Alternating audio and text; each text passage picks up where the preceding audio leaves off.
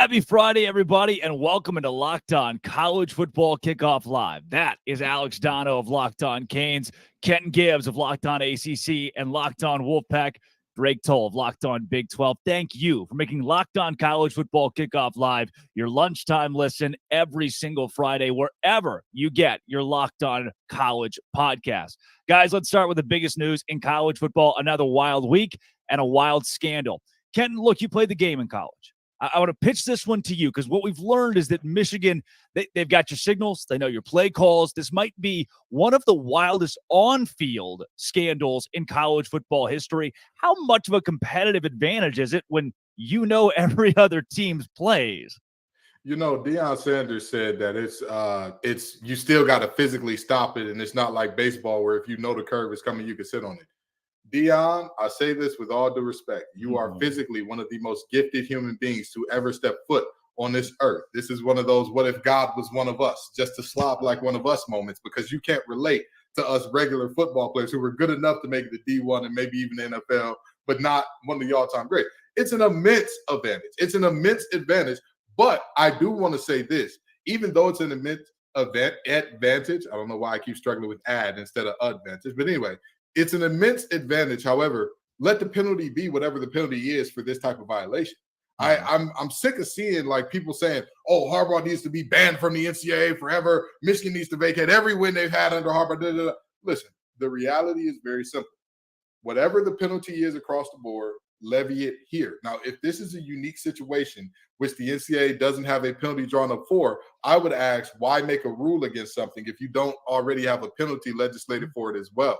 That doesn't make sense to me. But with that being said, again, I'm not one of those people that's like, well, it doesn't matter. You can have everything that a team is going to do. That's a lie. If I know what your team is going to do, I can easily, stop what you're going to do with a team that is on the same level, maybe even slightly inferior to you. So I think that this is a serious scandal. This is a serious problem. This is something that is seriously going wrong. But we're not going to nail the man to the cross. We don't believe in capital punishment for college football crimes. So let's relax.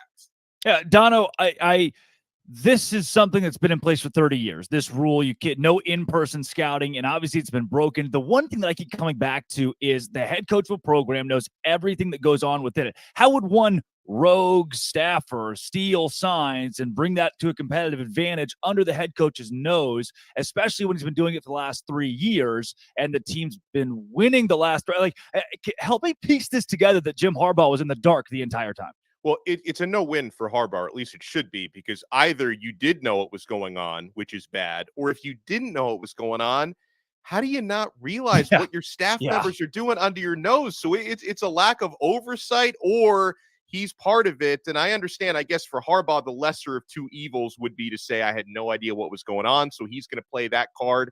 And, I've sought a wide range of opinions on this over the past week. I've talked to, a lot of people who are, strictly broadcasters who didn't play football at that level, who tend to say, well, this is happening everywhere and they're making an example out of Michigan. But I also talked to, and Kenton gave an excellent opinion on this, people who actually played the game at the college level, and they tend to take it a lot more seriously. And you know what? I'm going to default to player opinions over strictly broadcaster opinions on this. I've talked with a former Miami quarterback, Malik Rozier, about it, and he's pretty offended by the whole concept of this.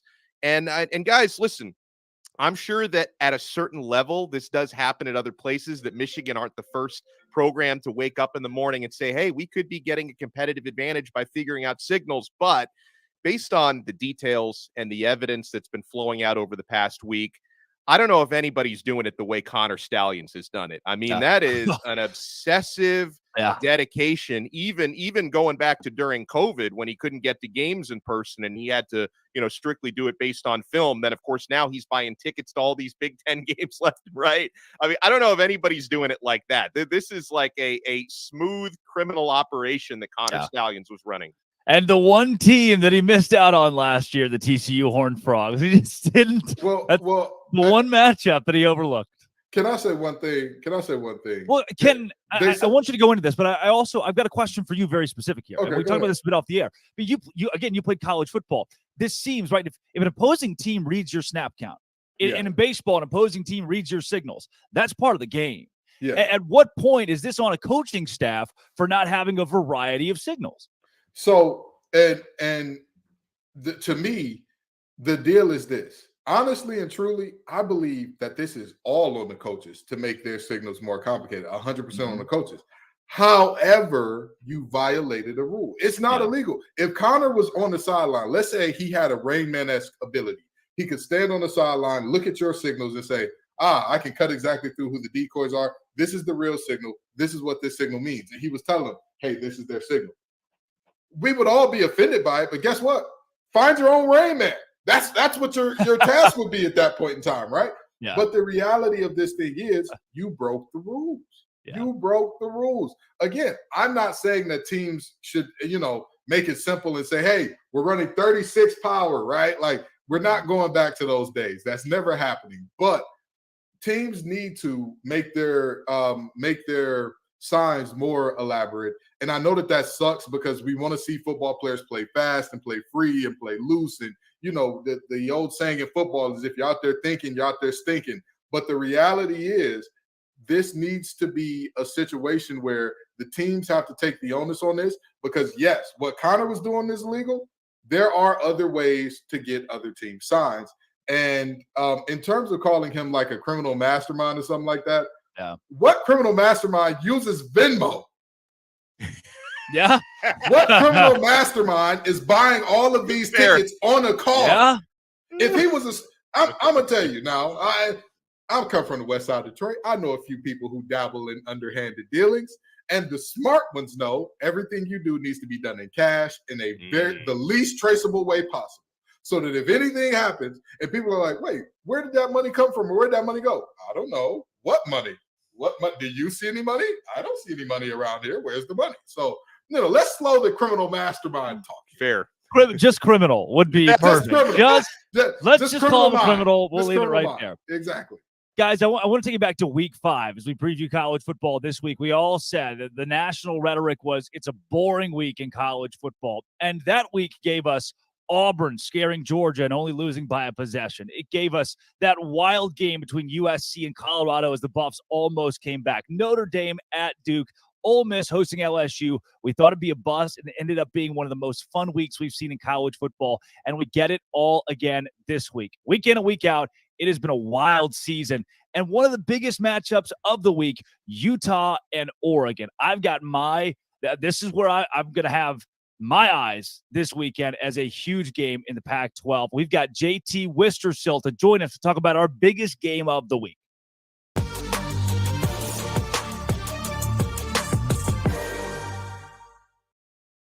JT Worcestershire sauce here on Locked On College Football Kickoff Live. JT, man, you're talking to Utah Utes team whose defense has been nails. And you talk about the game against USC and how good the Utes looked. Cam Rising or not, Utah is a force here in the Pac-12. They really are, and they just continue to find ways to win games, whether it's converting a safety to a running back who has not only been sensational in the running game, but also the passing game last week where he really torched the Trojans. But Kyle Whittingham, just in the midst of one of his most impressive coaching performances, Look, every Utah team runs the ball well and is really good defensively. This year in particular, I feel like they've been really impressive. And now we're at the point here where somehow without Cam Rising, without Brant Keithy, two guys who were both voted to be top 100 players in college football this season and two of the best at their position, in my opinion, still, this team is still 6-1 right now and in a position where if they could find a way to beat Oregon here, everything's still on the table for them. With the amount of injuries they suffered, it still seems crazy that we're in this position. So, JT, let me ask you this, okay? Mm-hmm. In looking at this game, and you said everything is still in front of Utah. What is everything? Is everything as high as, hey, this is a playoff appearance if we can pull off some upsets here late? Or is this we could pull off the Pac-12 championship and win one for the Gipper on our way out the door? What does that look like? I mean, just in terms of like what is still on the table at the exact moment, there is a world where this team can get to the college football playoff. Now, I will say that seems really tough to do, but look, if Utah were to beat Oregon, the biggest game left on their season would be Washington. If they were to go into Husky Stadium and emerge with a victory, then I imagine they're in the Pac-12 championship game. And, for the last couple of seasons, Utah's been counted out every time they've been in that Pac-12 championship game, and they find ways to win as they do so frequently, whether it is with a pig farmer at quarterback or just guys stepping up all across the board defensively. It just has been a bad business betting against Kyle Whittingham, especially at home, where Utah hasn't lost a true home game since 2018. Hey, JT, I love watching this Utah team because they're so physical, and I love watching them play defense. And they've definitely had Oregon's number in recent years. Obviously, Oregon is Washington game aside, where they were very good in defeat. They're having a tremendous year. What areas concern you most going up against the Oregon Ducks? What do you think are the key matchups that Utah has to win? Utah has to be able to run the ball. Bryson Barnes has done a fine job, but he's still a game manager. If the game falls onto his shoulders, Utah will not win this game. But that's where the running attack really getting going for Utah as it has in the past week will be a huge benefit for them with that two-headed monster that's been Jaquindon Jackson and Sione Vaki. So if Utah can run the ball, go on long, methodical drives, keep a Heisman guy who very well could be a Heisman finalist come the end of the season on the sideline for as long as you can, that'll be really successful for Utah. Another thing that would really help Utah in this game is win the turnover battle. If they can give this Utah offense some short fields, if the Utah defense can get some strip sacks, maybe pick off Bo Nix. It's only happened once this season, but still, this is a defense that was able to do it against Caleb Williams. They've had success doing it at other points on the season. So I really like this Utah defense, and especially how they play at home. Let's not forget this Utah defense at home this season has yet to allow over 15 points. And that's with playing teams like UCLA, Florida, and even more recently Cal. So, and Cal's not as much of obviously an intimidating presence, but still that's an offense that had a little bit more momentum. And it's just hard to hold teams under 2 touchdowns in college football today in general. And Utah's been really good at doing that at home. You're muted, Drake. You're muted.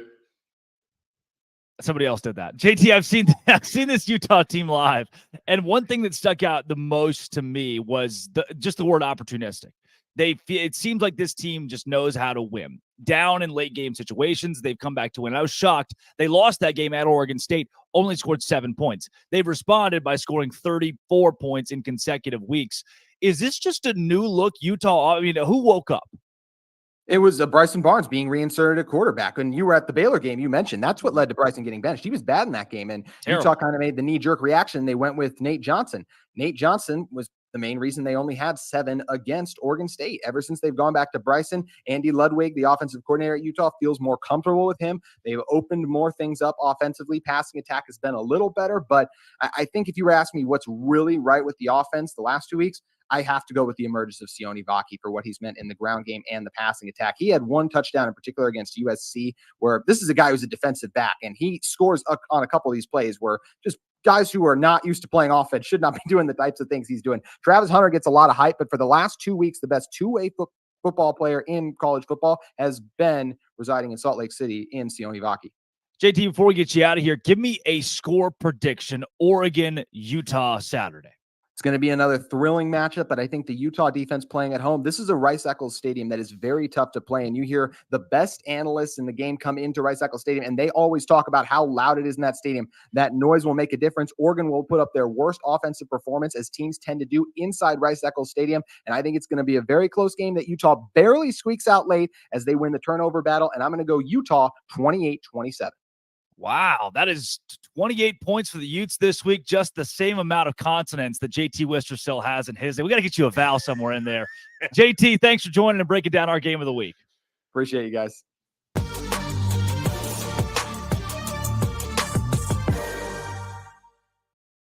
Coming up here real soon, it is my favorite segment. It's Sell Me Why. But first, we take it to Dono. Guys, it's time for our Game Changer of the Week, brought to you by Athletic Brewing Company. And I'm going with Billy Napier. I know we've poked fun at the Florida coach at times this year, but what an opportunity he has going up against Georgia. No Brock Bowers, world's largest outdoor cocktail party. Telling you guys, the man we've called LinkedIn Billy, if he wins this game, he can delete that LinkedIn profile. And just like Billy Napier, Athletic Brewing Company is completely changing the non-alcoholic beer game. They make non-alcoholic beers that actually taste good. They brew great tasting, award-winning beers. They beat out full-strength beers in global competitions. They brew over 50 styles of craft non-alcoholic beer, including IPAs, Goldens, sours, and more. they're fit for all times. So you can drink them anytime, anywhere, and there's no hangovers ever, which is a big plus. You can find Athletic Brewing Company's non-alcoholic brews at a store near you or buy online at athleticbrewing.com. First-time customers can use code LOCKEDON to get 15% off your first online order. That's code LOCKEDON at checkout for 15% off at athleticbrewing.com. Near beer, exclusions and conditions apply. All right, fellas, let's jump into Sell Me Why in the second of our two top 25 matchups this weekend. The number 18 ranked Louisville Cardinals are 4.5-point favorites as they host the 20th ranked Duke Blue Devils. Here is Locked On Louisville to sell you why the Cardinals will cover. Hey, what's going on, everyone? I'm Dalton Pence, host of the Locked On Louisville podcast. The 18th ranked Louisville Cardinals enter the weekend 4.5-point favorites, according to FanDuel Sportsbook, against the 20th ranked Duke Blue Devils. I'm here to tell you why I believe the Cardinals will cover the spread. It's going to be a mainly defensive game. You're likely going to be sweating out the result up until the very end. Both teams take a lot of pride in their rushing attack and their defense. The main thing for me in this matchup is the availability of Duke star quarterback Riley Leonard, as he re-aggravated his ankle injury last week against Florida State. I feel like that, coupled with Louisville's ability to play well at home and looking to bounce back against a loss against Pittsburgh, I feel as if Louisville will cover the 4.5-point spread. Look for Jawar Jordan to have a solid game bouncing back from injury. Yeah, Kenton Gibbs, is this Riley Leonard or bust for Duke? Absolutely, 1,000%. You look at that game against Florida State, they lose it 38-20, right? Do you know what the score was when Riley Leonard got hurt?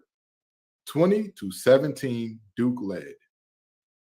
Ladies and gentlemen of the jury, I don't believe that I need to give you any more. My case is resting peacefully. It's got its Snuggie. It's got its nightlight. It's listening to Anita Baker on the way to bed. That's the type of thing that is happening here, because there's no other argument to be made in terms of can Duke go? Can Duke get it done without Riley Leonard? I mean, he is objectively the engine that makes the car go, the brakes that make sure the things stop. He is, in the words of Barry White, they're first, they're last, they're everything. He's the guy there. And so without him, I don't see a world in which Louisville doesn't outright win, let alone cover. Dono, we're talking about the same Louisville team who in their last game got trounced. I mean, pummeled by Pitt. Can we have this much confidence in the Cardinals?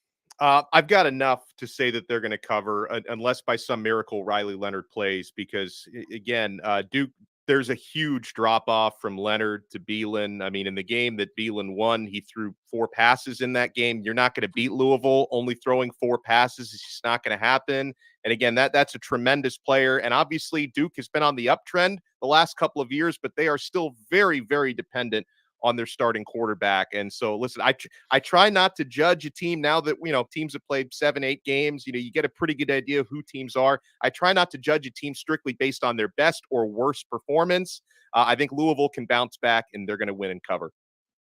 How about the world's largest outdoor cocktail party? That is tomorrow. The Georgia Bulldogs are 14.5-point favorites over the Florida Gators, who've been fairly streaky this season. Gators Georgia opened its 3-touchdown favorites over the Gators. Here's Brandon Olson of Locked On Gators to sell you why Florida will cover 14.5. The Florida Gators are going to cover the 14.5-point spread against the Georgia Bulldogs in the world's largest outdoor cocktail party. The Georgia Bulldogs are 1-4 against the spread in their last 5 games where they've been double-digit favorites. They're 0-7 in 1 against the spread against unranked teams in their last 8 games. They're also playing this game without Brock Bowers, who is simultaneously their best pass catcher and their best offensive lineman. This game is one of those times where you just take all of the logic and throw it out the window. One of these rivalry games where all you know is it's going to get weird. Locked On Gators, Locked On Bulldogs, for once, we unanimously agreed. Georgia wins. Florida covers 14.5-point spreads. It's going to be a close one. It almost always is. Even last year, Georgia was favored heavy, did not cover the spread there. This is a better Florida Gators team than they were last year. Florida will cover 14.5 points. Go Gators. Yeah, guys, I think this game could truly be as entertaining as Dono's shirt. There's a lot. I'm just, I gave it 20 minutes into the show. There's a lot going on there, Dono. We'll pitch it to you first. Florida, Georgia, 14.5 in any rivalry game feels like a pretty big swing. Yeah, and again, as I mentioned previously, we're past the halfway point of the season. Every team has played at least 7 games. You have a pretty good idea who teams are. And Georgia is a team that is probably still the best team in the country when they're truly motivated, but they haven't been truly motivated throughout the year. And this is a rivalry game. And guys, when you talk about sell me why and the spreads, most important stat for me is Georgia on the year 1-5-1 against the spread. That doesn't instill a whole lot of confidence that they're going to beat Florida by more than 2 touchdowns at the world's largest outdoor cocktail party. Now, one area, and I am picking Florida to cover, and like Brandon said, cover and still lose a relatively close game. The one thing that concerns me from the Florida side, why I'm going to sweat this out, even if I bet Florida plus 14.5, which is where the number is now. Florida had been so bad on third downs this year. 33%, that ranks 108th in the country converting third downs. That's troublesome 7 games into the season, but at the same time, no Brock Bowers. Georgia has only covered 1 spread and 1 push all season long. I'm going with Florida to cover. Yeah, Ken, is there any way that Florida not just covers, but also finds a way to win this game? Yes, there's very much so a way. I don't think that this is not the Georgia teams that we've seen in the past. With all this is not all right. This is not a Georgia team with Davis and Nolan and Smith and all those guys and Walker and all those guys. This is not that team. This is a very good Georgia team. Yeah. This is a Georgia program that now they don't rebuild, they reload. Love that for them. But this is not that type of team. Just with all due respect, what have we seen all year that says, hey, this Georgia team, not only can they whoop the wheels off you, they're going to whoop the wheels off you. You can go ahead and not only schedule an L, you can go ahead and say, whatever the spread is, add 7 to it. That's how much they're going to beat you by. That is not this team that we're looking at right now. So, yeah, Florida can definitely do it. Graham Mertz is going to have to put on a special performance. That running game is going to have to show up. The defense is going to need some timely stops. But there's a positive. I wouldn't be shocked if we are coming back here next Friday saying, oh, Florida is somebody's boom team and Brendan doesn't need to mute anybody. Now here's the question I'll ask both of you guys, though. Is this one of those things where in Florida's case, you're going up against the top team in the country. If you lose this game by 3 points, by 6 points, is there a moral victory to be had here? Because overall, I'm not much of a moral victory guy, but when it comes against the number 1 team in the country, 2-time national defending champions, can Florida come away from this winners even if they don't win the game outright? I'm going to go no on that one. I'm going to go no because there are certain scenarios, first-year head coach, you play a great team club. I mean, I watched, I know this is personal. It's not going to make a lot of sense to many folks. 2017 Baylor goes 1-11, builds the foundation for a team that goes to a Sugar Bowl 2 years later because they lost a lot of close games. That's a great learning lesson for a young team.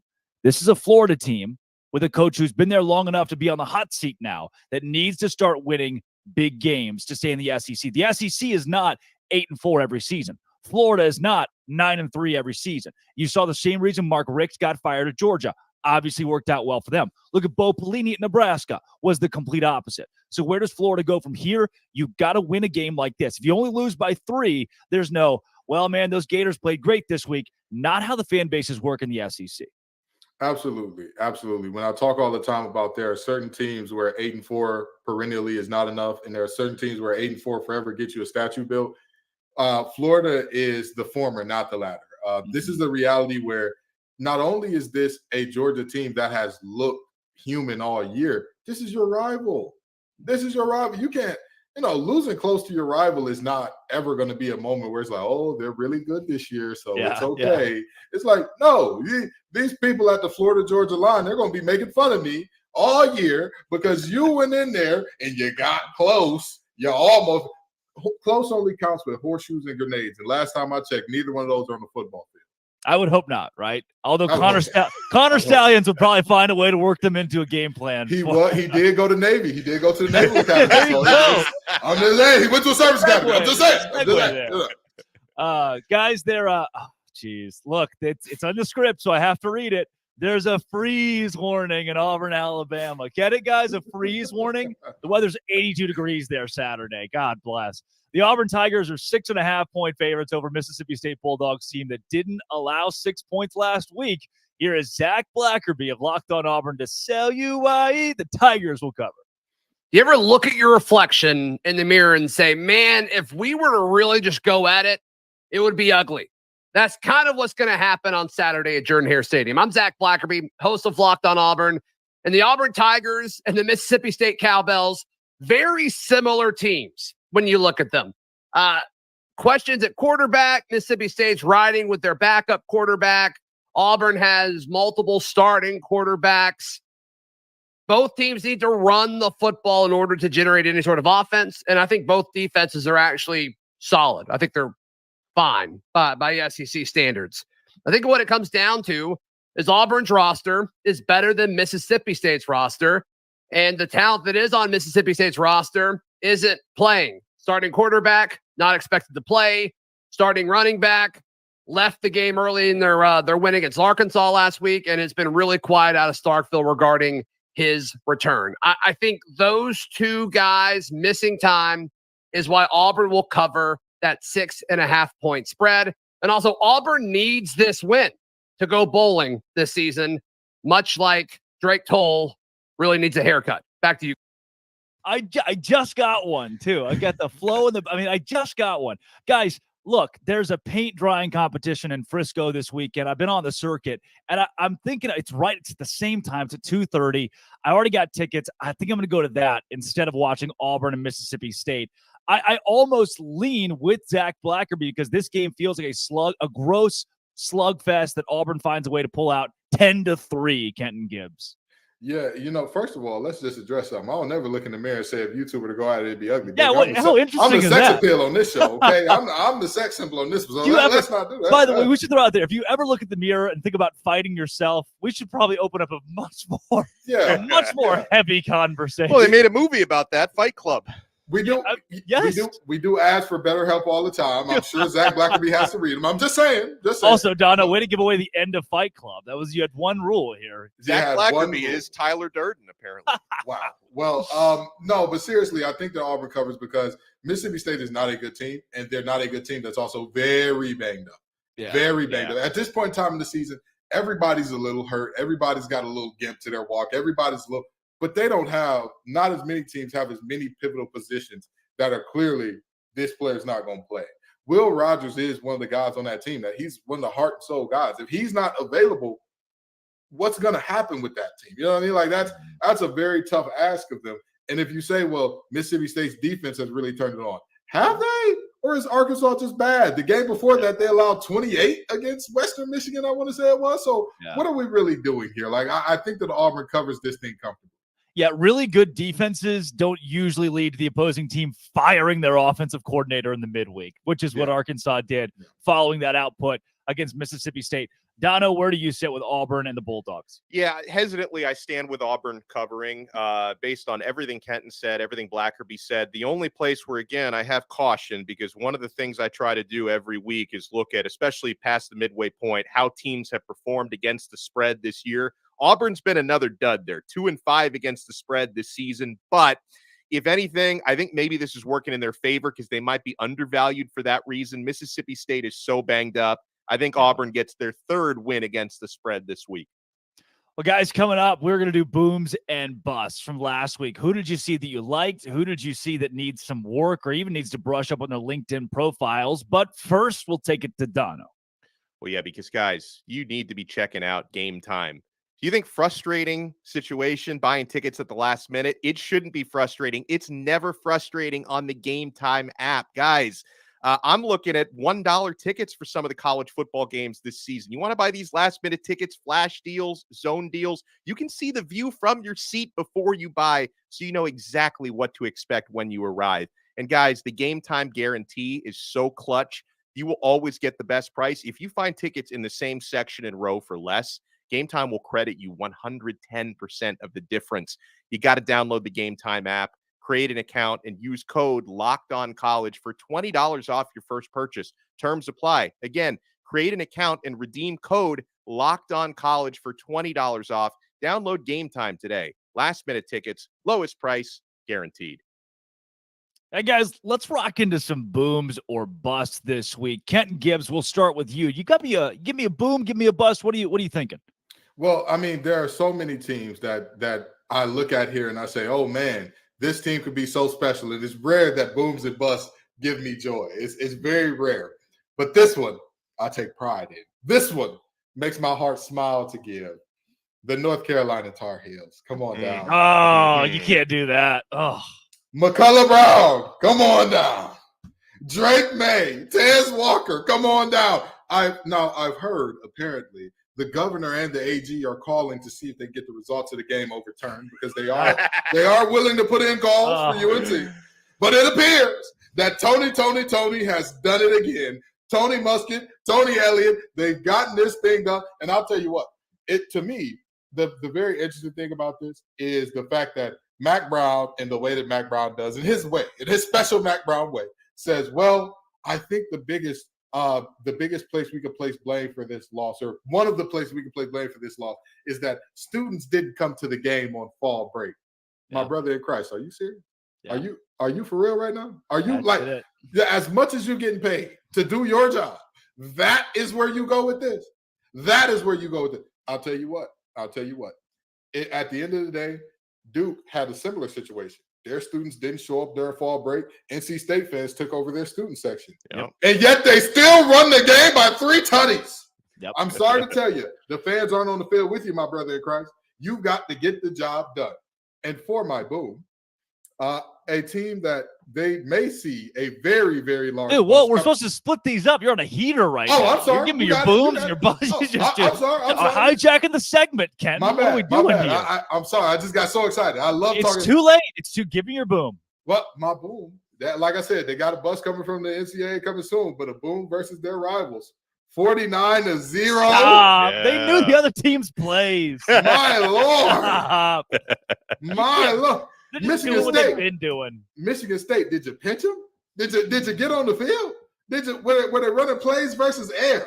Because oh my Lord! And remember when we talked about this last week in Assembly Y, we said Michigan is not going to call off the dogs.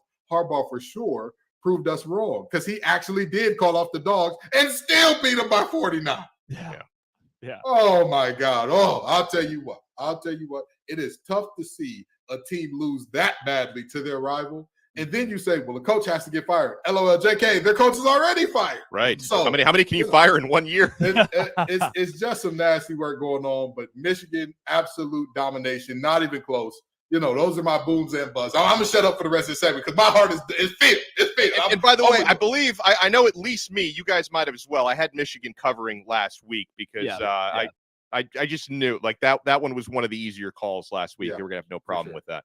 Yeah. Dono, when it comes to you, booms and busts, I know you're a big boom guy. You hate the pessimistic side of college football. What do you got for us this week? Well, I do have some busts actually. I mean, Kenton already took one of mine, which is fine because it needed to be said, and he probably said it better than I could on UNC. But another bust was USC. I mean, that defense. And listen, I know, and I mentioned I love watching Utah play, but their offense is not as good as they looked last week. Like USC is a slump buster. You go up against your defense. That is a get-right game for any offense in the country. They lose to Utah 34-32 last week, 2 straight losses now for the Trojans. And it's gotten, so bad there on one side of the football that you've got Emmanuel Acho out there saying that Caleb Williams should just sit the rest of the season, which to me, it's ridiculous on so many levels, including the fact that, listen, 10 years ago, even a few years ago, you're not making NIL money. He's being compensated very well to suit up and play the cut. Stop it. He's not quitting on his team the rest of the year. But that's how bad it's been. So bad for USC. That's how much of a bust they've been these last couple of games. You got people saying their quarterback should shut it down and get ready for the NFL. Now, my boom. This is going to be, and you guys may not like this because both of you guys already said you don't believe in moral victories under most circumstances. Are you going to give me a boom who lost the game? I'm going to give you a boom who lost the game. UCF. Because UCF is not a good football team. But UCF was the better team on the field in Norman, Oklahoma for most of that game. I was really impressed with what ended up being a 39-29 loss for UCF. So this may be show history. I may never be allowed to do this again, but I'm giving my boom to a team who lost their game. Yeah, we see you with the Italy shirt, and we're throwing soggy tomatoes at you to kind of drench you there. Because now, and that was, I will say something. I mean, Dylan Gabriel is very relieved that his team ended up winning that game because he's a former UCF quarterback. So that was one he could not afford to lose under any circumstances. The Italian ad read guy has given us a boom this week who lost the game. Alex Dono, one of a kind. I'm not going to let a couple of these teams skate out of here without being, and they're not going to be my bus, but I do got to bring them up. Iowa this week. What? I mean, you can't let it come down to Brian Ferentz, Kirk Ferentz. Hey, if your last name's Ferentz, who knows if you'll still be at Iowa City next season. 12-10, they lost to Minnesota and hit the under in one of the lowest over-unders in college football Power 5 history. South Carolina, who we were so excited about. Spencer Rattler preseason fell to 2-5 with a 34-12 non-competitive loss to Missouri. You're a bust this week. How about Tennessee, who's got Alabama right where they want them, and you fall apart in the second half? You guys already mentioned UNC as a top 10 team. You can't do it. You can't do it. And then before I get to my official bust, the referees in the Texas and Houston game. The kid's a yard past the first down marker. You mark him short. Dana Holgerson, no challenge. In the end, Texas wins, and the game is effectively taken out of Houston's hands there at the very end. My bust of the week, though, I'm getting ready. I'm juiced up. I tell you, I'm in my Snuggie on Saturday. I'm watching College Game Day, and I'm excited for Ohio State, Penn State. And when I tell you, Ohio State gave Penn State's offense so many opportunities to just show up on the field. Yep. Penn State just drive after drive. All right, here's what the game's still close. Here's where they got another possession. No, maybe they figured it out this time. And Penn State couldn't muster a thing. Couldn't muster. Drew Aller was in a blender. He looked worse than Dono's shirt. 18 for 42. One touchdown pass one touchdown pass late in the game. By that time, it's effectively sealed. And I could not have been more disappointed, Kenton, with Penn State. I agree. Had their offense bothered to show up at all, had their offense bothered to be relevant when their numbers called, as Robert and I would say, they would have been fine. They would have actually had a shot. And the crazy thing about it is you look at that Penn State defense and you look at how Ohio State basically had one game plan offensively. Get the ball to the Italians. And in this instance, the Italian's name was Marvin Harrison Jr. They said, get the ball to Marvin. Him. Yes. Maserati Marv? Is that it? Maserati Marv. Gus Johnson Marv. I don't know what Marv is paying Gus Johnson, but he was excited Saturday. And listen, who wouldn't be excited Saturday to see somebody do something productive offensively with the mess that we saw from Penn State? Yeah. What? I mean this very genuinely because, fool me one time, shame on you. Fool me twice, can't get fooled again. James Franklin, you're cooked. You're cooked with me. I'm never betting on you in the big game again. I'm never rolling with you in the big game again. This right here is why I'm not a bettor, because you let the whole team down. Everybody's rooting for you. Everybody's saying, this is your year. You can do it. And you say, LOL, JK, we don't want it. We don't want too much pressure. Life's too bright. Disappointing. By the way, something I need to look up now, if that was the lowest scoring game Gus Johnson has ever called, because usually just him being at a game, just automatic barn burner. It's like 45 to 42. I mean, he had 26 combined points to call in this game. But I'm with you, Kenton and Drake, on what you were saying about Penn State, because I kept watching this Penn State content last week because it was such a big game. I was checking out some of their even beyond Locked On Nittany Lions, which is fantastic. But I'm going around and seeing what people are writing and saying about Penn State. And there seemed to be this idea that, hey, like our offense hasn't opened up because it hasn't had to. Like, don't worry about it. Yeah. Drew Aller's going to be going deep left and right. Our offense is going to turn it on. Well, sometimes you are what the first 6 games said you are. And that seems to be the version that showed up against Ohio State. Yeah.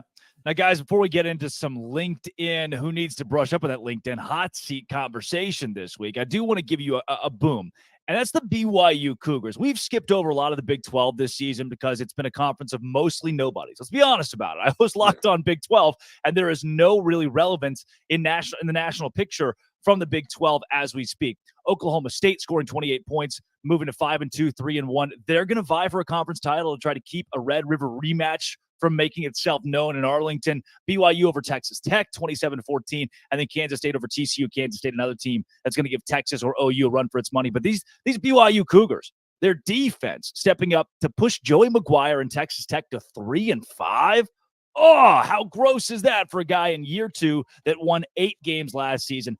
BYU now sneaky 5-2, 2-2 in Big 12 play. The only new team having success in this conference, having moved from the wilderness or group of 5 independents into the Big 12. They've been great. But let's talk about some guys who have not been great. LinkedIn Talent Solutions is your place to go. And LinkedIn is where a lot of head coaches are going right now, because with only a few weeks left in the college football season, they'll be searching for new jobs. We've talked about the Bush Jones of the world. We've mentioned how Jimbo Fisher and his job's on the line. But let's go to you first, Kenton, on your LinkedIn, your number one guy this week that needs to brush up on that resume.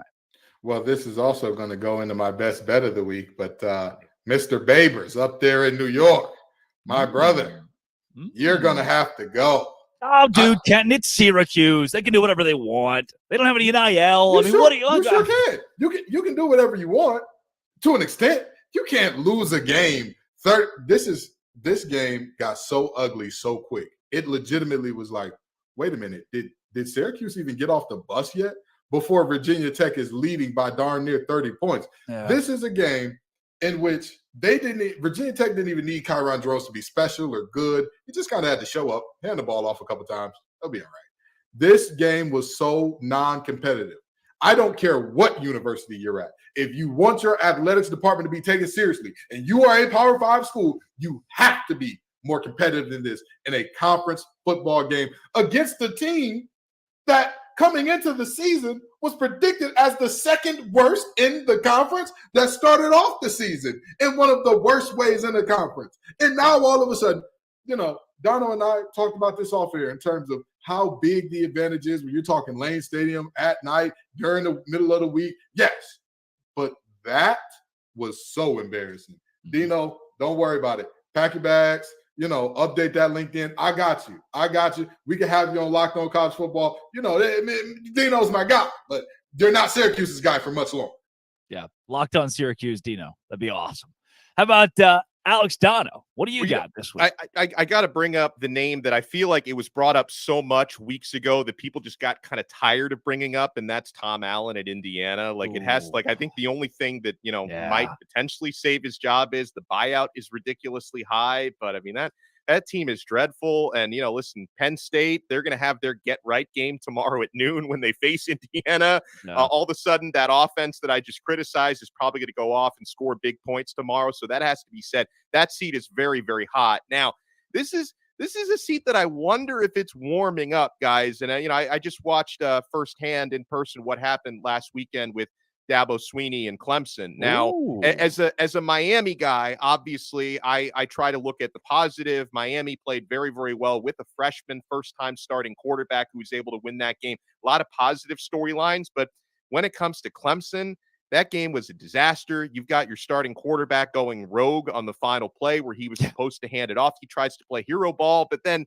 Dabo throws him under the bus after that, which I thought was a little low class on Dabo's side. And this is not in itself is not fireable, but Dabo made a very insensitive joke about suicide after the game, which is just a really bad look. Like that in itself won't get you fired, but a lot of things have been working against Dabo Swinney this year and in this era with the way he hasn't embraced NIL and hasn't embraced the transfer portal. I'm not saying the seat is hot, but the seat's getting warm.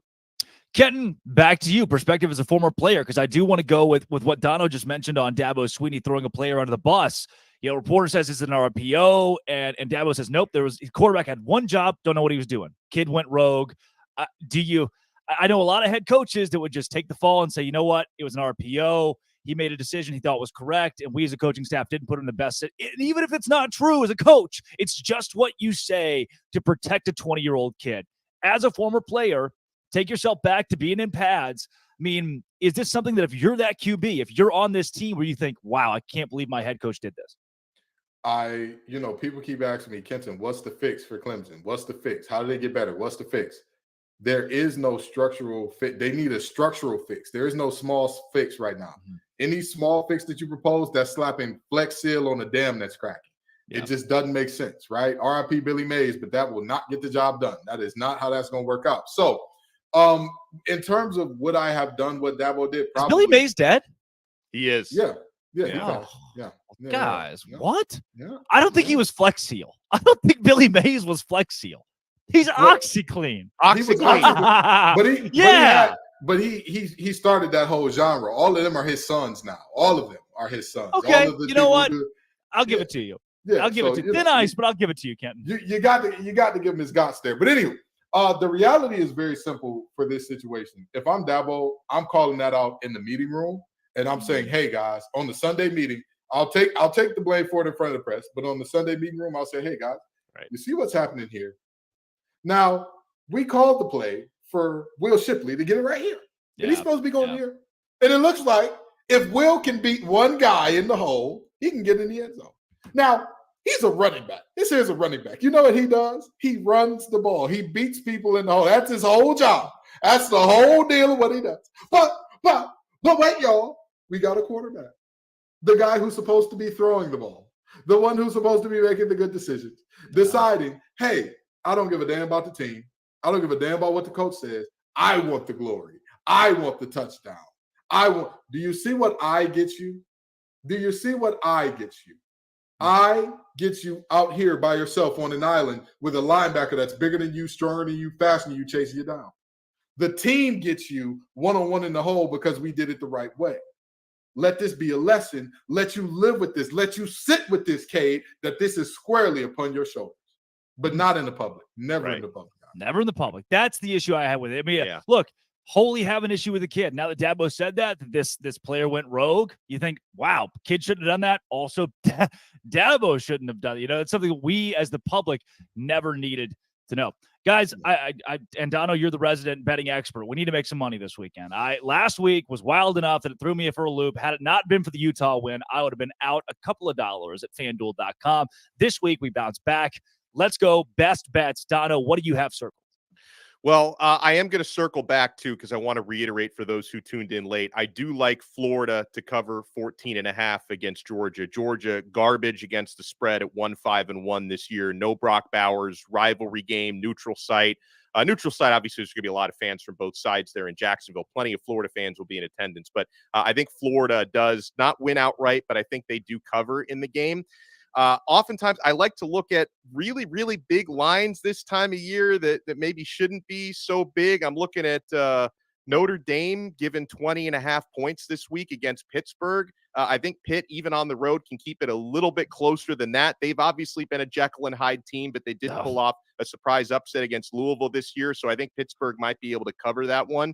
Trying to think of any other ones that we didn't cover yet so far this year. Let me, why don't you, here's another one I was looking at.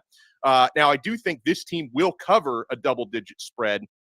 24th ranked USC at Cal, no home field environment whatsoever there in Berkeley. I think USC is being underrated a little bit based on what their defense has done the last couple of weeks. This is not the offense to truly exploit that. I think USC covers 10.5 against Cal, no problem. So I'm going to look at that one as another one. I expect USC to win big. Yeah. Kenton, where do you land this week on making some dough? So let me give you two, and one of them is actually retroactive, and some of y'all are going to say I'm cheating because of that. But the reality is, if you watch Locked On ACC, you know that I gave you this one. I was screaming from the hilltops, and I'm not even a betting man here. Virginia Tech was only favored by 3 points against Syracuse. Yeah. Syracuse had every single loss that they've had. First of all, Syracuse hadn't won a conference game yet. Let's start there. Every single conference game that they played got successively worse and worse and worse by the game. And not to mention, everybody and their mama who wears an orange jersey is banged up right now. So the reality is that game, again, watch some Locked On ACC, because I'm gonna give you the nuggets right there. I knew that there was no way Virginia Tech won that game by only 3 points. They end up rolling. Now, another game that I'm saying, hey, what's going on here? I told y'all, Drake said that we're not giving the Big 12 enough love. Well, come on, Big 12. Y'all you can sing your LL Cool J, I Need Love, and I'm going to bring it in. I'm going to give you some love, okay? Oklahoma only being a, 6-point favorite or so? It's 9 now. It's up to 9, yeah. 9. Even 9. Give me Oklahoma. Give me Oklahoma. What are we doing here? Kansas is a decent team. I don't think they're terrible, But I think that Oklahoma is a good team. I think that they bounce back. And I know that bounce back after a win seems counterintuitive. But I think for Oklahoma's goals, there cannot get moral victories, but you can have a moral loss where it's like, we should have beat this team by more. We should have hung 50 on this team, and we did not end up doing so. I think Brent Venables gets the boys right, and they solidly cover in this one. Billy Mays has been dead since 2009. That is really tough. No one told me. Breaking news. 14 years later, no one told me. But also, he didn't do the Flex Seal commercials, Kenton, so take that. I mean, I've already spoiled a movie from 1999, and now we've covered breaking news on a death from 2000. Gosh. Don't worry. Drake told you got to tell us what 2029 is going to bring us. Yeah, wait till I tell you guys about Wait till I tell you guys about Michael Jackson. You're really going to hate this news later on in the show. My best bets in college football this week, I'm going to stick in the Big 12 as well because it's what I know best with Locked On Big 12. And there are a couple of them. Kansas, Oklahoma was one of my best bets on Thursday on the show. How about UCF, who is 0-4 in Big 12 play, has lost 4 consecutive games playing West Virginia. Sure, West Virginia in a slump, but you're telling me UCF's going to win this game by a touchdown? This team that's never won a Big 12 game is going to win by a touchdown against Garrett Green and C.J. Donaldson. Give me West Virginia +7 this week. I also really like BYU +20 points. I might buy a half point, buy a point on that as well against Texas on the road. Now, I get it. Texas is the far superior team, but a backup freshman quarterback playing for the first time, I will always take a 3-touchdown spread, especially against a 5-2 team with a 28-year-old quarterback in BYU. I think the Cougars cover 3 touchdowns. Now, when we come back, we'll give you some game time decisions. We will pick winners and losers from the biggest games of this week. But first, we'll take it to Dono. We got to talk about Prize Picks, guys. Prize Picks is the largest independently owned daily fantasy sports platform in North America. Easiest and most exciting way to play DFS. Guys, I've been playing Prize Picks since 2020. I'm so happy they're aboard the Locked On family this year. It's just you against the numbers. Instead of battling against thousands of other players, including pros and sharks, all you do against the numbers, you pick more or less than on 2 to 6 players' stat projections, and then you watch the winnings roll in. Guys, you can win up to 25 times your money. With a few clicks and less than 60 seconds, you can turn $10 into $250. Prize Picks also, they offer quick withdrawals, easy gameplay, and an enormous selection of players and stat types. That's what makes Prize Picks the #1 daily fantasy sports app. And the Prize Picks reboot policy is so clutch.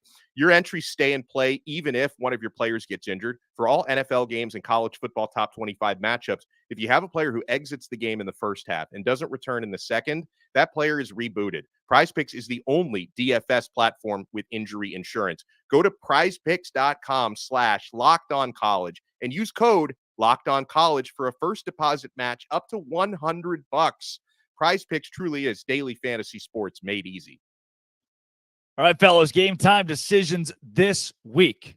Georgia, Florida, the outdoor. It's way too long of a name. Can we just call it the cocktail party? The largest outdoor cocktail party ever existed in college football. Who do you got, Kenton Gibbs? I think Georgia wins a close one. I think that Georgia I think Georgia is the better team by a lot. I think that they kind of walk in and hit the I don't really feel like it button the same way they have multiple times this year, but they have enough to overcome that in the end. Dono. Georgia's run defense and their third down defense will be the keys in this game. Florida has been awful on third down all year. I think they're going to move it pretty well at times on early downs, struggle on third downs. I've got Georgia winning this game by 7 points. I think it's going to be close, but the Bulldogs pull it out. Good chance we look up at halftime and it's 17-14, 2017 Florida up. I wouldn't be shocked if it's Florida first half, but Georgia pulls the game out. That'd got to be the script the Bulldogs have worked with this season. Give me Georgia 31-20, somewhere in that neighborhood. They don't cover 17.5 or 14.5, but they do end up winning this football game outright. Let's go 2:30 on ABC. BYU at Texas, one that we just talked about. Dono, I'll send it back to you. Yeah, I agree with your assessment. I think Texas wins, but I think they win close. I think BYU covers the gigantic spread, and the Longhorns will continue to at least make their case for staying alive in a potential college football playoff picture. Yeah, for this one, I'm actually going to take BYU to win. Now, that's insane. It's insane. I get it. There are a lot of people that scream in the comments, but BYU has done this season the the opposite of what they're supposed to do nationally, right? When all of college football is saying, oh, they're going to lose to Arkansas on the road by 10, 15, they won that ball game. When you're saying, hey, they've got a struggling TCU team in Fort Worth and a 2:30 snoozer, they should win that game. They lost 44-11. This week, they should get blown out by Texas. We saw the cracks in UT, the cracks in the armor last week against Houston. I think this week, somebody finally catches up to the Longhorns. Give me BYU outright, Kenton. BYU is the person with a master's degree in astrophysics, but they are working at Papa John's. You don't know who they are. You don't know why they are. It doesn't make sense to you. But what does make sense to me is Texas pulling off this game by less than the spread, but winning outright. Yeah. Duke or Louisville, Kenton? Oh, give me Louisville. L's up. This game, no Riley Leonard, no soup for you, no win for Duke. Give me Louisville in the easy. Yeah. Are you right there, Dono?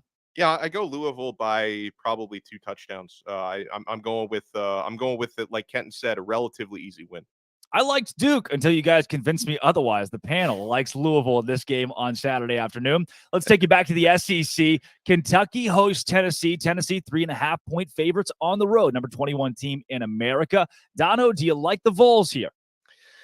I don't. I think I like Kentucky to pull this one off. I mean, the Vols have let me down against the spread and overall. You saw what happened in the second half against Alabama. Obviously, this is not Bama, but I something tells me Kentucky's going to pull off a mild upset. Yeah, Kenton? You know, I want to believe in Kentucky. I want Devin Leary to do well. I care so much for that young man, and I really do wish him the best in all the good things. And Joe Milton has struggled mightily this season so far, but I can't bring myself to say, hey, Ray Davis is going to be enough for y'all to win this game. I can't do it. I won't do it. I'm going to go Tennessee winning a very close one. I'm not sure if they cover, but I think that they win this game. Can't get the vision of Kentucky, Missouri out of my head. That game was in Lexington. Give me Tennessee as well on the road this week. A couple more before we get to the game of the week. Colorado goes to UCLA, Dono. Man, Colorado are big underdogs in this one, right? 16.5, yeah. 16. Man, UCLA is going to win. Colorado's going to cover. So I do have the Bruins, but I think that's too big of a spread. Yeah. Kenton, can Colorado pull the upset? I'm upset at the odds makers for making me say nice things about Dante Moore. Yes, Colorado can upset, but the reality is they won't. That front defensively, too good for UCLA. Colorado is a terrible offensive line. If us three were rushing against Colorado, I know for a fact we could get us a sack or two. I have no. Hey, let me tell you something now. We could. It's a unit. It's us. Okay. The Locked On College Football Live crew can get a sack against them. And with that being said, I think that UCLA has enough offensively to get it done. And defensive line wise, they're gonna keep Shedeur scrambling and running all day. No watches will be shown on this day. Give me UCLA. I'll go with the Bruins as well. Their 2 losses are very quality losses in Pac-12 play. How about Georgia Tech hosting North Carolina? Dono, this is a game where the Tar Heels have to bounce back. Oh, this is a get-right game for North Carolina. Like, they learned the most valuable lesson last week, getting beaten by Virginia. And despite, like, you don't win too many games when one of your scoring chances, you fumble into the other team's end zone. Virginia was able to overcome that and still win the game. That was embarrassing. North Carolina just didn't give them any respect. They have no choice but to give Georgia Tech respect. UNC is such a better team than the Yellow Jackets. They're going to get it done. Kenton, give me an upset. I wish I could. It would make me smile. I'd love nothing more than to say the Heels are going down again. Unfortunately, that's not going to be the case. As much as I like Key and company, they just don't have the horses in the stable. They're not as talented. They're not as deep. They are. You know, I said this last week on this week on Locked On ACC. Georgia Tech is a lot like a girlfriend with a guy who's bad in bed as her partner. They just can't finish to save their lives. So with that being said, I am 1,000% sure that even if they come out and get a lead, Drake May is going to do his Drake May thing and end up taking this game away in the last minute. Give me UNC. Game of the week, number 8, Oregon. Number 13, Utah, 2:30 p.m. on Fox in Salt Lake City at Rice-Eccles. Kenton Gibbs, who wins this ball game? You know, I've done so well going against Bo Nix so far this season. And I feel like I need to continue this because guess what? Utah, how you going to beat them? Those boys are absolute menaces at home. Give me the Utes. Oh, Donna, where do you land? I'm so tempted. And Utah has been so good, even without rising all year. But this is a different Oregon from the last few years that Utah had the number of. I'm going with the Ducks. Utah throws and it's incomplete. They run and it's for a loss. They special teams and it doesn't look great, but they win the ball game. They're the better team defensively, and that means a lot this week. They down the Ducks in Salt Lake. 2 out of the 3 on the panel like the Utah Utes as 7-point dogs to win outright. And give me the Baylor Bears on top of Iowa State. That is Alex Dono of Locked On Canes, Kenton Gibbs of Locked On ACC and Locked On Wolfpack, Drake Toll of Locked On Big 12. As always, this has been Locked On College Football Kickoff Live. Thank you for making it your lunchtime lesson every single Friday. We'll see you next week.